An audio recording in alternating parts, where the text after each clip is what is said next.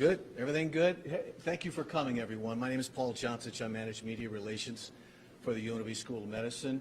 We're glad you're here. Today we're going to talk about why it's important to urge citizens of Southern Nevada to go back to the doctor. That the doctor is ready to see them now. We're going to welcome our friends from the Las Vegas Medical District, the City of Las Vegas, our friends from Clark County. We have representatives from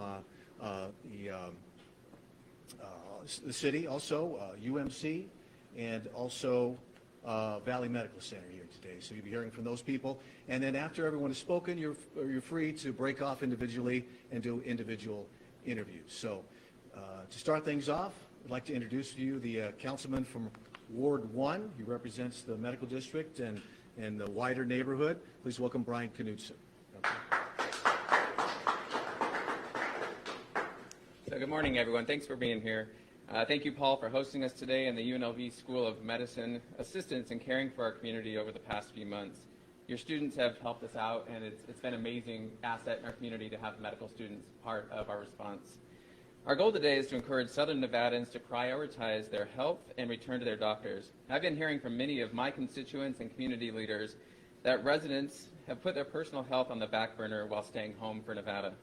Today we want to remind everyone that it's time to make and reschedule important appointments with your medical providers and your mental health providers. And Dave Marlin's back here. He represents Crossroads over on Charleston. Mental health is equally as important as our physical health. In this press conference today, we'll emphasize the measures that medical professionals are taking to keep you safe as you go to your appointments. My hope is that this will help our residents feel comfortable as they return. I've invited Clark County Commissioner Chairwoman and Vice Chair of the Southern Nevada Health District, Marilyn Kirkpatrick, and my colleague and friend, Olivia Diaz, City of Las Vegas council member and board member on the Health District, to talk about some of the parameters of the health and safety measures that our medical community is taking. Before we are joined by our medical professionals and hospitals, I'd like to invite the Commissioner and Councilwoman to say a few words. Commissioner Kirkpatrick. Good morning, and really thanks for the opportunity to be here, Councilman. So thanks for putting this together.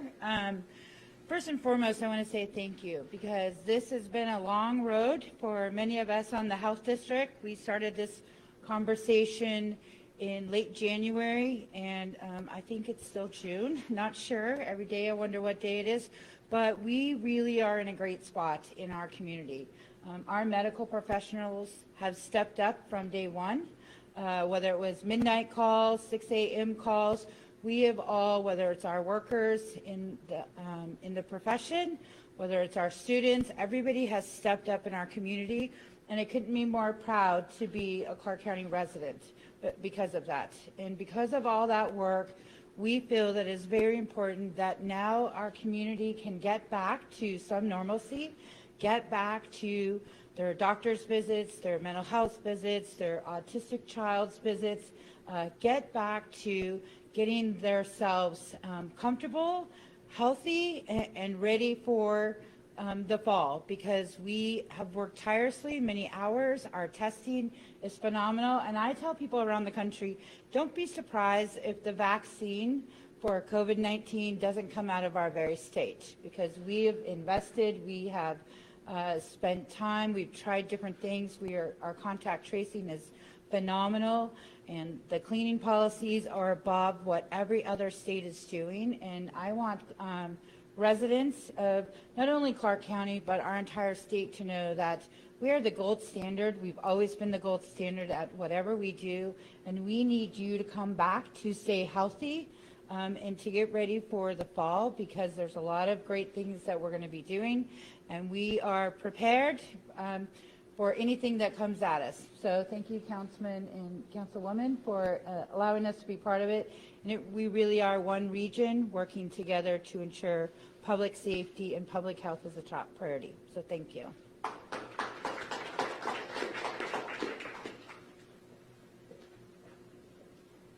Thank you, Councilman Knudsen, for leading the charge on this initiative to remind Southern Nevadans of the importance of their own health.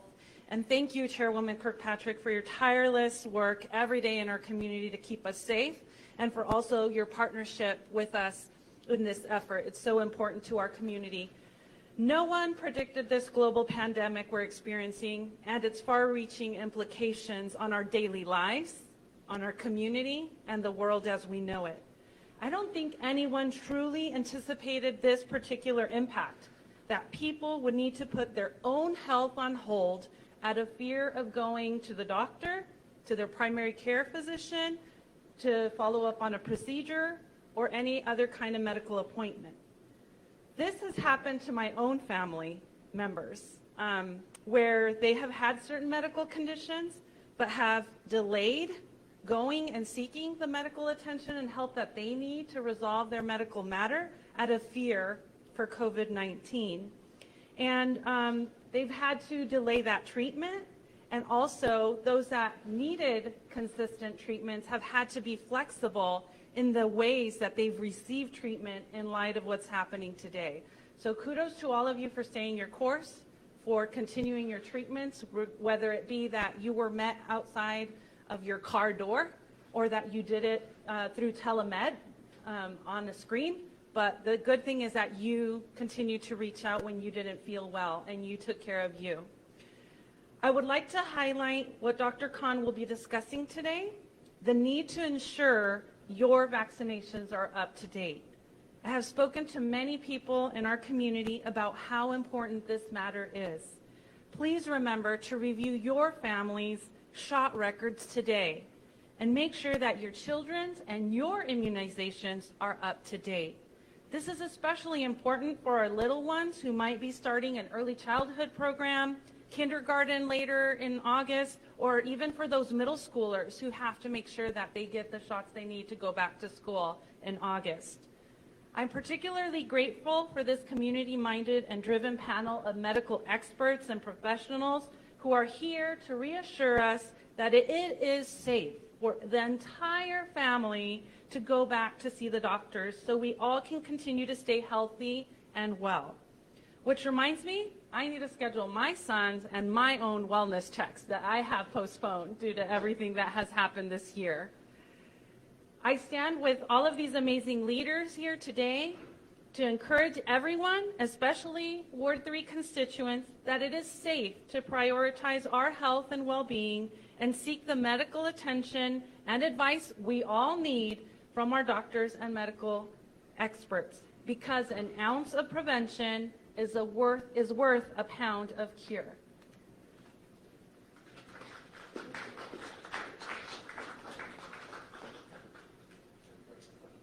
Oh, here's the MC to tell you who's coming, because I was like, who's coming next?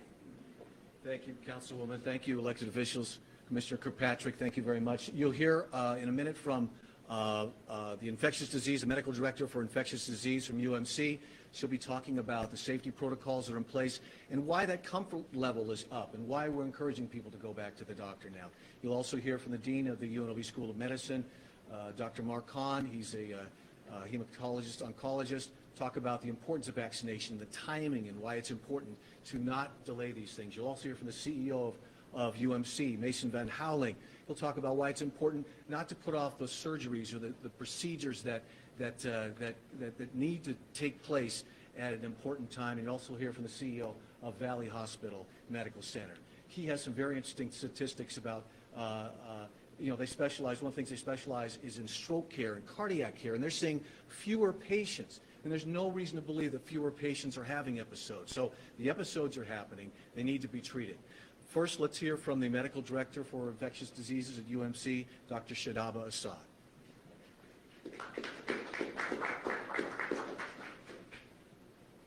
Thank you, Paul. So it goes without saying that 2020 was a year, or is a year, that none of us will forget in a hurry. Almost a century after influenza, the world saw another pandemic, the likes of which it had never seen before. March 5th is a date that I will never forget. That's when Las Vegas saw its first case of COVID-19. An emergency was declared in the state of Nevada, and issues were directed to stay at home. But a lot has changed since then. After that emergency was declared, we were advised to stay at home. That was necessary at that time. It allowed the disease to slow down. And It was what was needed then to allow our healthcare system to cope with this pandemic. But in the 2 months that have since elapsed, a lot has changed. We have learned a lot more about this disease. We have learned how to prevent the spread of disease. As of May 29th, we have now entered phase 2 of reopening of the city and the state of Nevada. And I think the time has now come to allow our citizens to start taking care of a lot of those medical problems which for the last 2 months have been put on the back burner. We want our citizens to now start taking care of a lot of those medical problems which have so far been neglected. As we ask our citizens to start taking care of their diabetes, their heart disease, a lot of their mental health issues, I am sure a lot of us are wondering, what has changed now? Is it safe for me to go back to my healthcare provider? Am I not putting my health at risk? What about COVID-19? And all of us are here together today to reassure you and explain to you the extraordinary measures that have been put in place to make sure that when you visit your healthcare providers or when you come to our facilities, things are different now. And a lot of measures have been put in place to make sure that you and your loved ones will be safe when you come to visit us. It's important to understand and remember how COVID-19 is transmitted, to understand what we have done to break that transmission of disease. There are 2 primary modes of transmission of this disease. The main one is this virus is transmitted by droplets. So when a person who has this disease coughs or sneezes, the virus is transmitted in droplets. So that is the main mode of transmission. The second is when these infectious particles settle down on surfaces and then someone inadvertently touches that infected surface and then touches his or her eyes, nose, or mouth. That viral particle can then enter his or her body. Various measures have been implemented to break down these chains of transmission. So when you visit your healthcare provider or enter one of our facilities, measures have been implemented to stop this transmission. The first thing that you will notice when you visit a hospital is extensive screening measures have been put into place. When you step into the hospital entrance or into a healthcare facility, you will be asked about symptoms of COVID-19, such as fever, cough, shortness of breath, or sore throat. Someone will take a temperature. You will be provided with a mask. When you enter these facilities, you will notice that every healthcare provider, every visitor, and every patient will have a mask or a face covering or some sort. This is supposed to prevent those infectious droplets from spreading. The second thing you will notice that at every entrance to a hospital or at your doctor's office, you will be asked to sanitize your hands with an alcohol-based hand sanitizer. Not only at the entrance, but once you enter the healthcare facility, you will notice hand sanitizing stations at frequent intervals, and you will be encouraged to clean your hands. Secondly, you will notice that social distancing will be encouraged throughout hospitals and at your doctor's offices. So if you happen to visit the cafeteria in these facilities, or you happen to visit the gift shop, or for example, if you're registering for some procedure, or you happen to be in line for, let's say, getting an x-ray or blood work at one of these facilities, there will be multiple signs posted everywhere that will be asking you to maintain at least 6 feet between yourself and the person next to you. There will be markings on the ground that remind you to do that. That 6 feet speaks to the distance those infectious particles can travel. Another thing that you will notice is enhanced disinfection policies throughout hospitals and your providers' facilities. You will notice if you're admitted to a hospital that on multiple occasions EVS personnel will be cleaning your rooms with products that have EPA-approved disinfectants that kill these organisms depending upon their dwell time. And you will notice that high-touch surfaces will be cleaned by your nurses and the EVS personnel multiple times throughout the day. Another thing you will notice is an emphasis on respiratory etiquette. There will be multiple signs posted in your physician's offices that will remind you that if you cough or sneeze, to cover that cough or sneeze. If you happen to use a tissue, you will be reminded to dispose that off appropriately. Another thing that you will notice is vastly expanded testing capability. For example, in a hospital like UMC, not only is any person who presents with symptoms concerning for COVID-19 tested, but every single patient who gets admitted to a university medical center, regardless of the cause for admission, gets tested for COVID-19.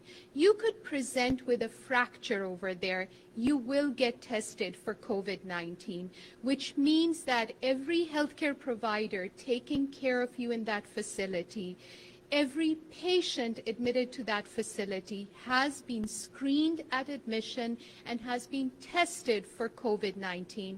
The purpose of that is to make sure that you feel secure when you come into that hospital to be taken care of. If you are getting admitted to these hospitals for an elective surgery, you will be tested for COVID-19. These are the different measures that we have taken to make sure that when you go to your doctor's office to take care of your medical problems, or you have to come into these hospitals to take care of your problems, you feel secure that although there is a pandemic out there, we have done our level best to make sure that you are in the best hands and that you feel rest assured that we will do our best to take care of your health. And most importantly, even despite all these measures, we understand that you are concerned. And we are healthcare providers, but we also are your neighbors. We live in the same community that you do. We are also mothers, fathers, family members. We are worried as well. So if despite all these measures, you still feel concerned and you just need to talk to someone, talk to your healthcare providers, talk to the nurse who is taking care of you, talk to that healthcare provider, talk to that EVS person, talk to that person who enters your room with your food tray. Ask them questions, and we are always there to address your questions and concerns. Sometimes it's just talking to someone and expressing your concerns. We're always there to listen to you. During this pandemic, my great-grandmother passed on due to COVID-19. She was almost 100 years old. Because of that, my mother, who is in her late 80s, she has diabetes and she has coronary artery disease. She was so scared for the last 2 months she had not visited her primary care provider. A couple of weeks ago, she finally mustered the courage and made her appointment with her primary care provider, who just happens to be an excellent internal medicine physician with UNLV. And she made the appointment, saw her internist, mustered up the courage and got her blood work done. And fortunately, everything was fine. But it was a huge relief to actually get checked out and made sure that her blood work was good. And I urge you today to actually go, pick up that phone, make that appointment. You know, this pandemic is there. Things are much, much better. Why? Because we know more about this disease. We know how to prevent it, but it is still around.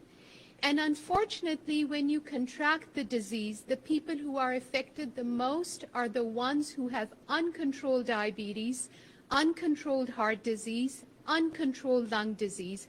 And that is all the more reason why you must go to your doctors, must go to your hospital and take care of these medical problems, not tomorrow, not next week, not next month, but right now and today. And rest assured, you do, and we will do our best to protect you. All right? Thank you.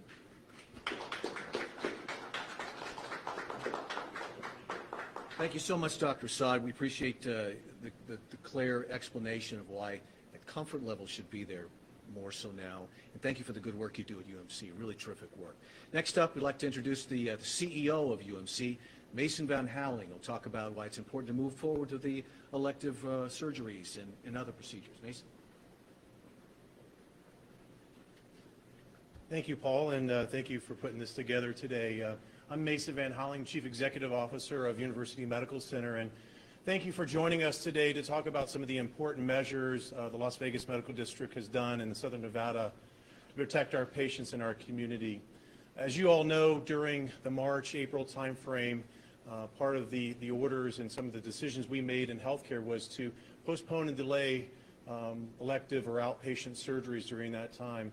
Staying home and staying healthy for Nevada was effective, and I truly believe it saved lives here in our state. So thank you for all the direction of our elected officials and making sure that we have a safe state. During that time, it allowed us to, March, April, and May, allowed us to really prepare, allowed us to secure our PPE, make sure that we had adequate ventilators, that we had all the safety protocols in place, make sure that if we experienced a surge, that we were planning and prepared for that, alternative care sites, and just overall treatment. We've also expanded testing in our community, and really every patient, anybody in the community can get a test if they require a test. As you heard with Dr. Assad, who we're so very fortunate you're in our state and advising our state through this pandemic and this crisis, but it also allowed us to look at all the recommendations out of the CDC, the Health District, the American College of Surgeons, the Nursing Association, the hospital associations, and we've all taken those proactive measures. We've been able to procure our supplies, our PPE, our ventilators, improved our negative pressure rooms throughout all of our facilities, deployed all the strict measures that Dr. Assad had mentioned. Again, if you come into a hospital or a provider's office today, you're getting a screening as far as temperature check, questions, being masked, you're seeing extensive cleaning, expanded sanitizing, and other proactive measures. Social distancing, we're doing those in our facilities with our own teams, our lobbies and waiting areas. We've also, UMC's kind of taken the lead as being the highest producer and the highest lab testing for COVID in the entire state, which has allowed us to move through the phases much quicker. But rest assured, the medical district is able to meet the healthcare needs of our community. And since then, we've opened up our medically necessary procedures. We can meet the demand within the medical district right here. Since then, we've done hundreds of surgeries, cutting-edge robotic surgeries, life-changing orthopedic and joint replacements, valuable diagnostic and comprehensive oncology services, and many, many others. And just the thing I want to stress is nothing is more important than your safety, and our partnership here in the medical district has been really strong, and rest assured the medical district is safe, and we're looking forward to getting you back on a healthier future. So thank you. Thank you, Paul.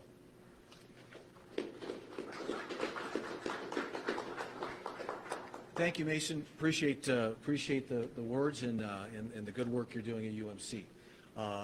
Next up, we'd like to introduce, he's a hematologist and oncologist by training, and he's the new dean of the UNLV School of Medicine, coming to us from Tulane Medical School, Dr. Mark J. Kahn. He'll be talking about vaccinations and well checks and the importance of dentistry as well.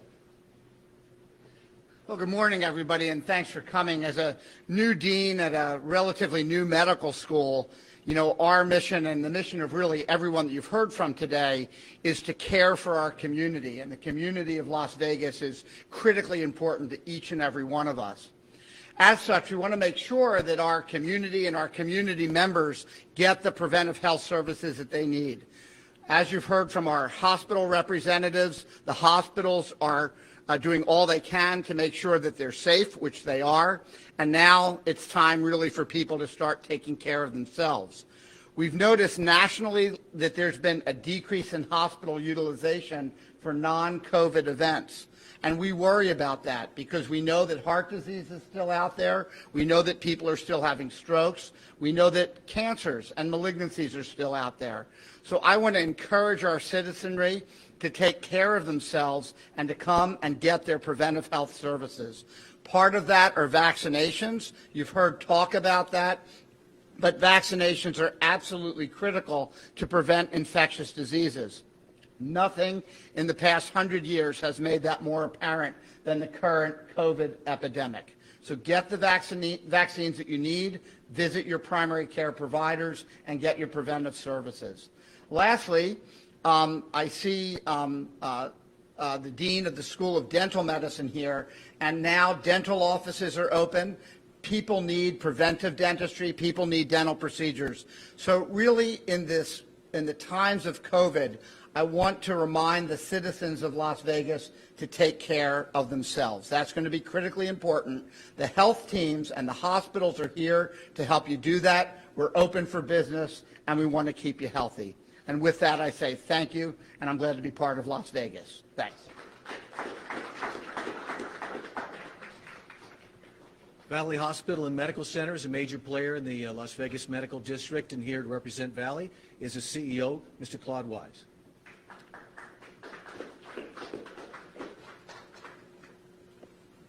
Good morning, everyone. I'm Claude Wise, CEO at Valley Hospital Medical Center. And first, I just want to say thank you to our leaders here with us, as well as all the healthcare heroes in the community of Las Vegas for everything that they've done during this pandemic. As you've already heard from our speakers today, our healthcare providers are available and ready to help take care of the community of Southern Nevada. We've implemented many processes and protocols that Dr. Assad has already kind of mentioned within all of our hospitals and our provider offices. We are safe, we are trusted, and we are ready. All of these changes we have implemented are to ensure that we are safe and able to provide the highest level of quality care to everyone in the community. We do not want to see people avoiding necessary care that they may need and have long-term negative consequences that could be on their health and well-being. That is why I want to discuss with you stroke. Stroke is the 5th leading cause of death in the United States. Approximately 795,000 individuals in the U.S. have a stroke each year. That's about 1 in every 40 seconds. Additionally, about 1 in every 4 minutes, someone dies from a stroke. That's about 140,000 Americans each year that die from a stroke. And we know right now that they are not coming into the ERs and everything. Our stroke volumes are down about 30%. So we know people are still having strokes, and we want to make sure they're getting the necessary care when they can get that and come into the hospitals for care. We know people might be scared and afraid to go visit their physician, their hospital provider, but we are safe and we are ready. Please do not avoid getting the necessary care that you need to take care of you and your loved ones. Early action can be the difference related to stroke. So remember, be fast.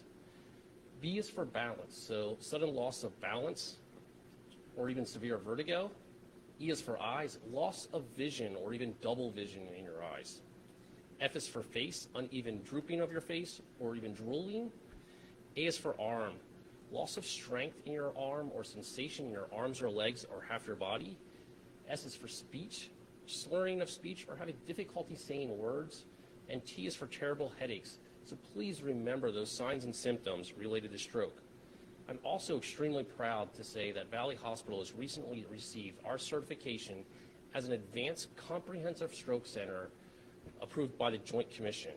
We are one of only 2 facilities in all of Las Vegas with this certification, and the only one in the state to have this certification and also have a neurology residency program approved by the ACGME, or the Accreditation Council for Graduate Medical Education, with our academic teaching facility. Only 208 facilities in the entire country have this certification. And Valley Hospital is proud to say that we are providing the most advanced complex care to our stroke patients with advanced technology, training, and staff. And with that, I also want to make sure people understand that if they believe they are seeing those signs and symptoms with a stroke, please call 911 or go to the emergency department to get the care that you need. So we want to make sure within the Las Vegas Medical District, Valley Hospital, UMC, as well as all of our physician providers, we are here and ready to take care of you. We are safe, we are trusted, and we are ready to take care of you and your loved ones. And with that, thank you.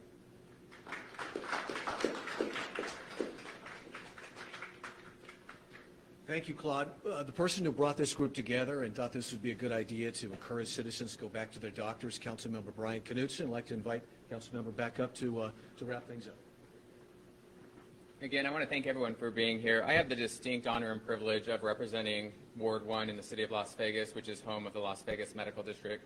We're in the heart of the medical district right now, and it consists of a variety of really important partners, but University Medical Center, Valley Hospital, the UNLV School of Medicine, and the Southern Nevada Health District are all critical partners and key to the success of the health of Southern Nevada. I wouldn't ask anybody to do anything that I wouldn't do, so I visited my physician at the Southern Nevada Community Health Center, which is part of the Southern Nevada Health District, last week. I'm healthy. My COVID test was negative. I'm happy about that. And this is a good reminder. I need to bring my kids to go see their dentist, which is in that building right over there, the UNLV School of Dentistry. I'm very happy, and they have amazing dentists. Not bringing them was for other reasons besides COVID. I got to bring them back to the dentist. I'm a little bit nervous for myself for that. But this is a really great area, and it's a safe area for people to go get health care. This is a critical time in our community for people to think about their health, their mental health included. Thank you, Dave Marling from Crossroads, for being here as a reminder that mental health, physical health, we all need to be healthy in this community.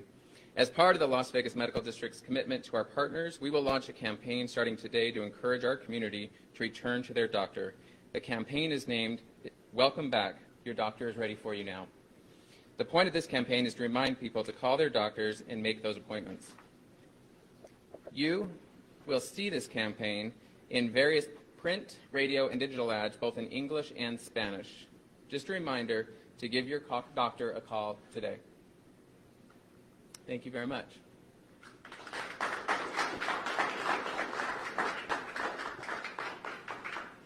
And once again, we want to thank everyone for being here, hospital officials and elected officials. Thank you for your leadership and support. It means the world to us. And also thanks to you, the media. We know your job is very difficult right now. It's so important that this message gets out. Your job is hard every day, all year long, and we appreciate you, okay? So these officials have all agreed to break off and do separate interviews if you like. Thank you for coming. Grab some water, and I don't have to tell you, try to do the social distancing thing, please. Thanks again for coming.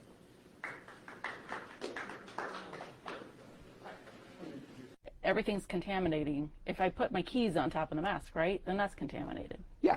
Yes. So how contaminated is the mask? We have to remember that the mouth is not a sterile place. It's not a clean place proper. There's a lot of bacteria in there. And those small droplets of saliva also have other bacteria. We're really not worried about those because our immune system is well equipped to handle any of those things. We're worried about the potential of COVID being in that saliva. But it's really important to underscore the technique in donning, which is the fancy word for saying to put a mask on or a protective equipment on, and doffing, which is taking it off. It's important to not touch the front part of the mask, because if you were in contact with somebody's droplets of saliva, they land on the outside of the mask. So you always want to handle them from the earpieces. And when you can, place it on a surface that you can hang.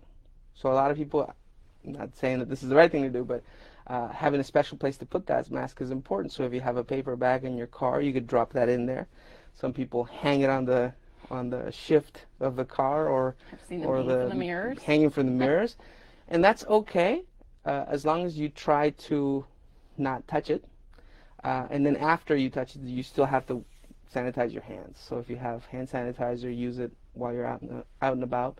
And if you're at a place where you have soap and water available, that's really the best way to do it.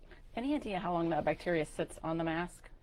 Like Well, by next Tuesday, is it clean again? So it's not that it's clean because there's saliva and stuff in it, but it probably won't present a risk of infection. Plus, these are the own bacteria that you have in your mouth. So if they're not making you sick all day, every day, they're not going to make you sick later. As it pertains to COVID, you want to not touch it as much as you can. And then if you are using a cloth mask that you can launder, to wash those frequently. So if you have 5 sets of cloth masks, you want to wash those during the week, so that every time you put a new one on for the day, it's a fresh mask. So how are we doing? How are we doing as a state? And the biggest question everybody wants to know right now is, how are we doing with flattening the curve? Because that seemed to be the trigger for when things would start to open up again. So Nevada is doing particularly well. The Southern Nevada Health District, under the leadership of Dr. Legan, has done an amazing job. We were at a press conference yesterday where those questions were asked, and as compared to other states, we are doing very well, and that is without a doubt, in large part due to the efforts of the community of staying at home. The hospitals have prepared well. You know, we have met with each other as an institution and come up with plans to have sufficient capacity to take care of these patients.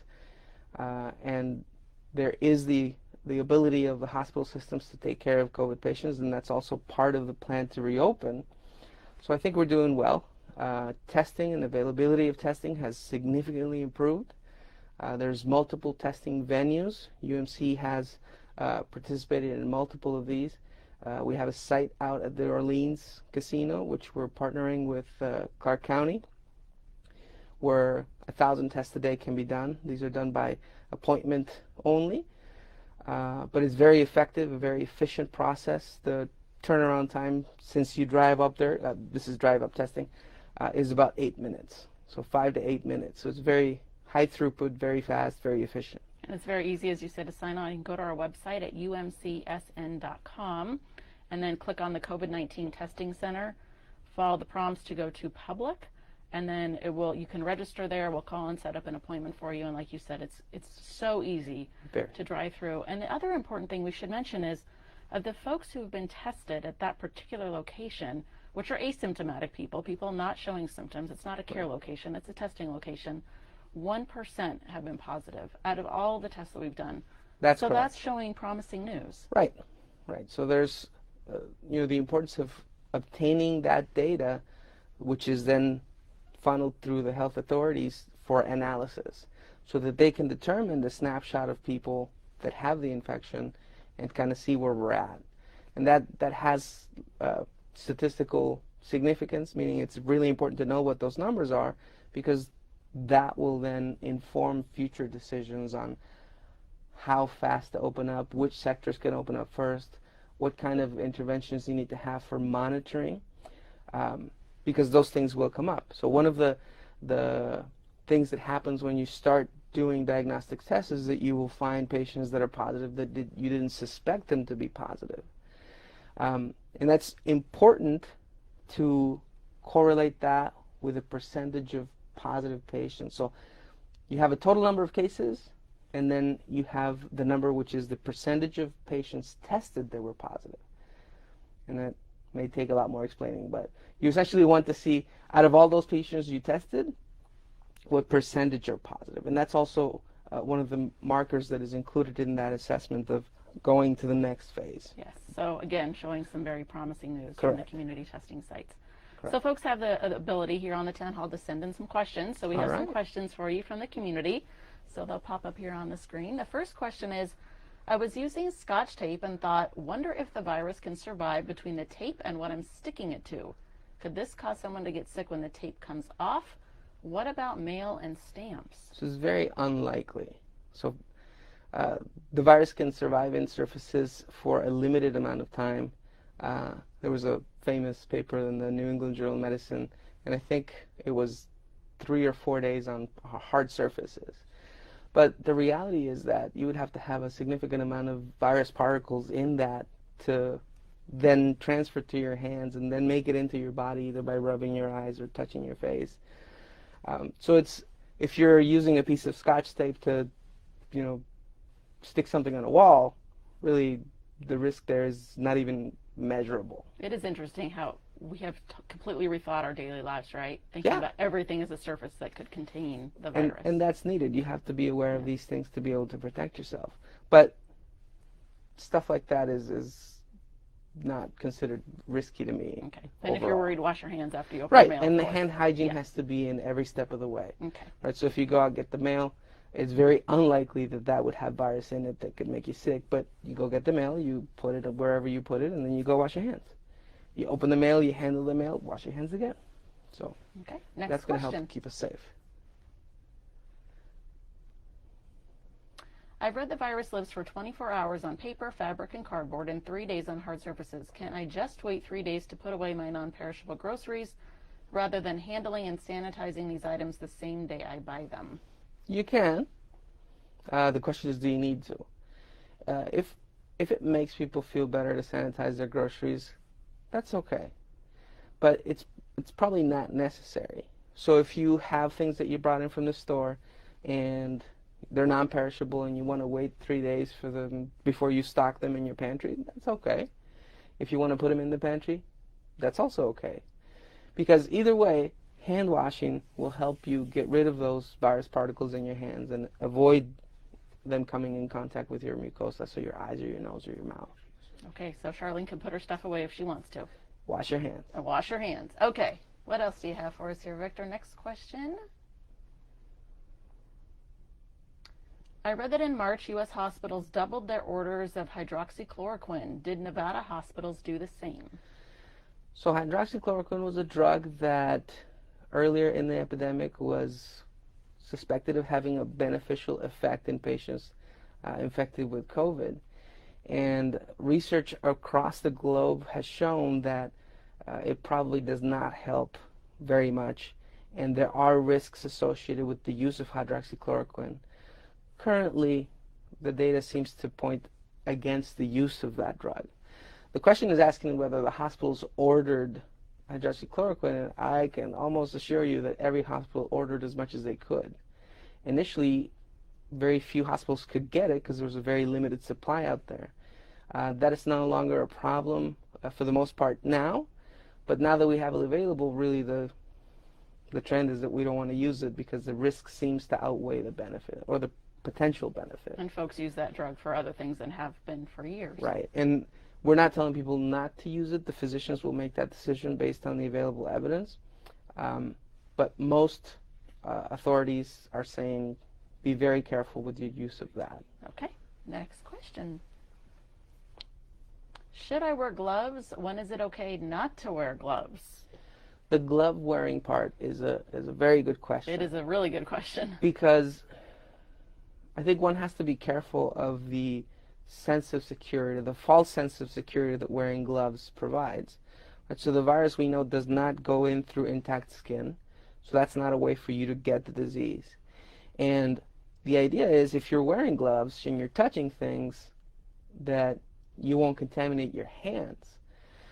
But wearing gloves without being vigilant of not touching your face, that's really the key.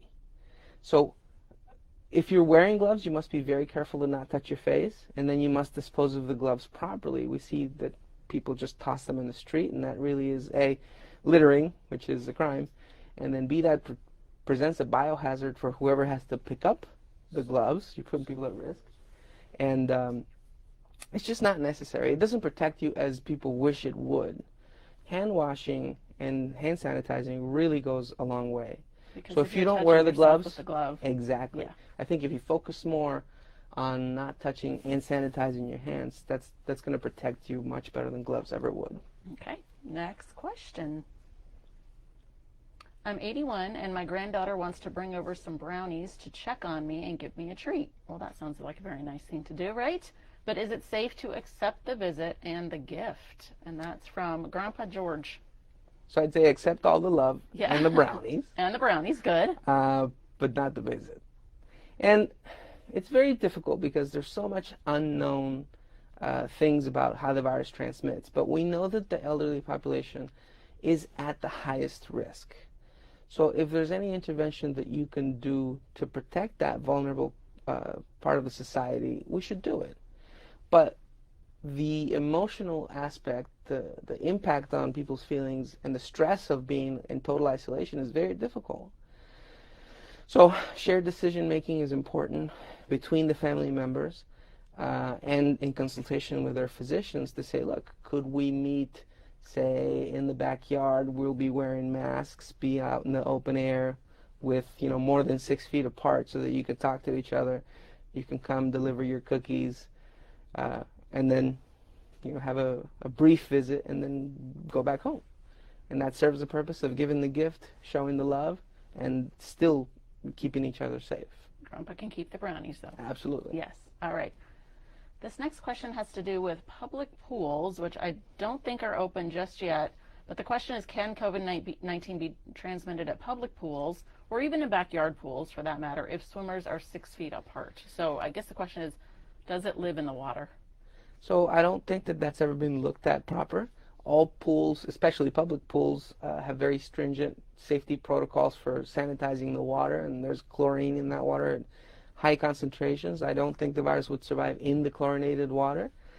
The 6 feet apart thing, it's difficult to monitor, really. I mean, you have a lifeguard there when there is one available, and then they would have to be also hall monitors, so to speak, to tell people to keep a distance.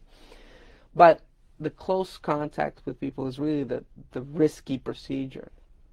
There's really no data to say that they're protected or not at the pool, and the risk is not the pool, the risk is being close to each other. It's the lounge chairs, it's Right. all the other things that go on at the pool. Exactly. All right, this next question is about the pneumonia vaccine, and if you think that would help current COVID patients. So can the current pneumonia vaccine provide protection from the type of pneumonia people get from COVID-19? So 2 different points to touch on that. All vaccines that are recommended by age group, by the United States Preventive Services Task Force, should continue to be received. The type of pneumonia you get with COVID is a viral pneumonia. So getting a pneumonia vaccine, which protects you against invasive pneumococcal disease, a particular bacteria that causes pneumonia, won't prevent you to get COVID pneumonia if you get it. But the advantage of getting that vaccine is that if you were to pick up COVID, it'll protect you against the other bacterial pneumonia on top of the COVID pneumonia. So one less thing to worry about, an additional layer of protection. So I think people should continue to get the vaccines that are appropriate for their age and their associated illnesses to prevent a complication if they were to get COVID. So you don't have to worry about 2 processes. Okay. The next question is about antibody testing, which we are getting very close to, but when and where can we get the antibody testing? And explain what antibody testing is, too, for me. So there's 2 types of testing for COVID. One is the PCR testing, which is the sample they get from your nose or from your mouth. In the near future, I think you can get it also from saliva, but that's before it's ready for prime time. And that detects the genetic material of the virus, the RNA of the virus. And that test is meant to diagnose people that acutely have the disease, meaning you are sick with that disease now. The other type of testing is antibody testing. And antibodies are small proteins that your body's immune system makes as markers of memory of having had an infection. Think of it as little flags. So if you acquire an infection, your body fights through it, you successfully recover, you form these antibodies. And they are your body's immune memory of that organism that made you sick. So that if you were to come in contact with it again in the future, those flags will recognize that the pathogen, the bacteria or virus that made you ill before. They'll tag it, and they'll signify to your immune system, hey, go get him. Don't let him make us sick again. So that type of test is in development. There's many companies that have developed assays for this, some of which have achieved EUA, which is emergency use authorization by the FDA, and they are available out in the market. What it tells you, again, is just that you have had the disease before. The question that is not completely answered is whether, if you have antibodies, if you have an immune memory of the virus, does that really protect you? And for how long? And too, right? and for how long? So Yeah. the jury's out on that still. Some animal model studies have suggested that you do have protective immunity, so hopefully this will pan out. Some labs do get it. I think LabCorp and Quest do offer it. At UMC, we will be offering it shortly, hopefully the beginning of June, and that'll be available through the Quick Cares and perhaps other, community testing sites. So going back to the first test that you mentioned, the actual test, do I have it today or not? What have you seen as far as false positives and false negatives? So false positives are rare, I think. False negatives, it depends on the brand of the assay, so the brand of the test that you're using. It depends on if you're taking a sample from the back of the nose, from the mouth, or from saliva, and it depends when you got initially infected. So we know that right before people develop symptoms, in those that do develop symptoms, the ability of the test to detect the disease is the highest. And as the disease progresses, the virus seems to go down further into your lungs. So the chances of you catching it up in the nose or the throat are less. So it lives in a certain part of the body. It's not Right, everywhere. right. So it's a complicated answer to that. They're fairly good tests, though. So I hope that answered the question. It does answer the question. Let me ask you, too, as things start to open up, and over the weekend, things did start to slowly open up, what should we all be doing to continue to protect ourselves? Because I know that you have really cautioned against not wanting to go backwards. We want to continue to go forwards as our community continues to open. So what should we all be doing? I think the first thing to consider is to remember that we're all in together. And there's difficulties with information, how information is conveyed, what information you can trust and what you can't.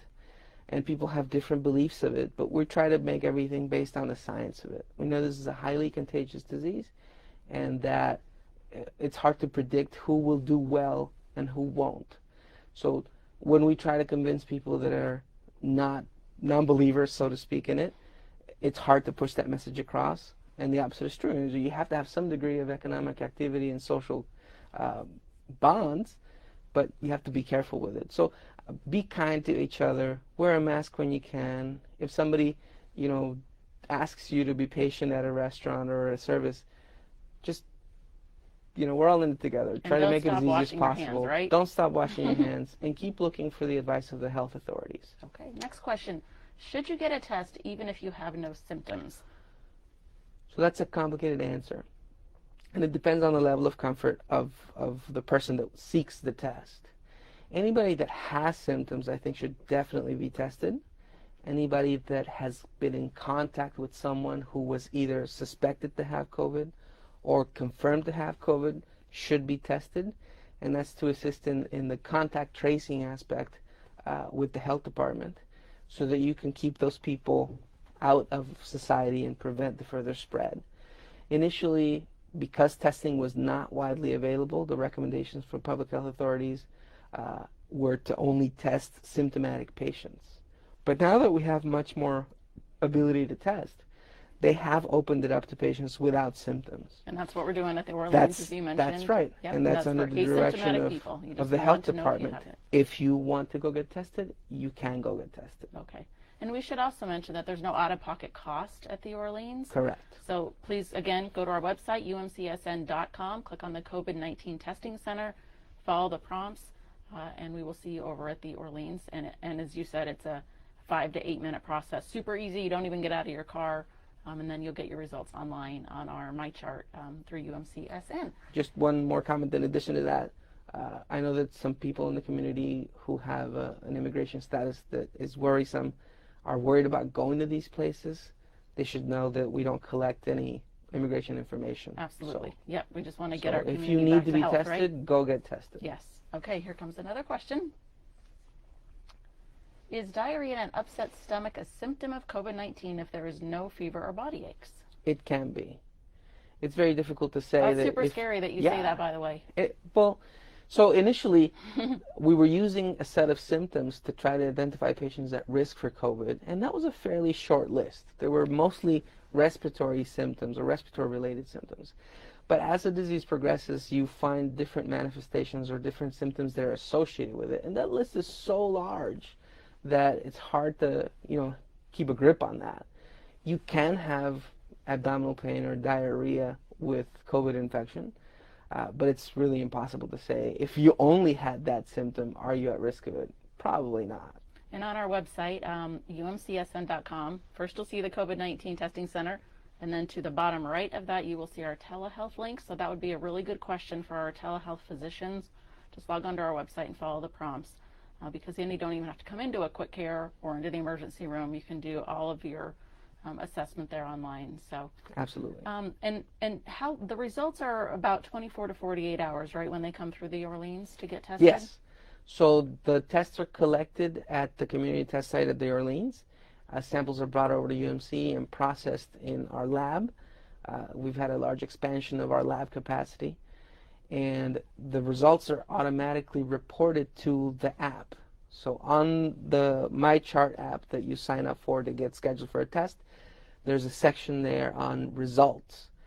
If you have a result that says detected, that means that you do have the virus in you.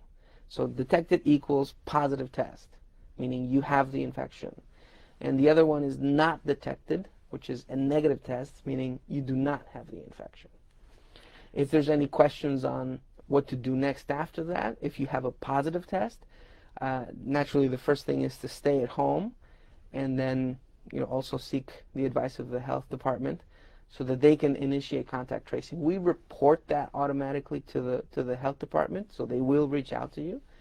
But if you have any specific questions, reach out to the health department and or to your primary care physician. And we should say that if it's a positive test, one of our UMC physicians, most likely you, will be reaching out to the patient to have those further conversations. So they're not saying detected and that's the last they hear from us. We are definitely back in contact with Right. them. So we're partnering with our outpatient arm of UMC to call these patients and give them instructions and answer questions. But that's an invitation also for people to use the telehealth tool to say, okay, I went to get tested.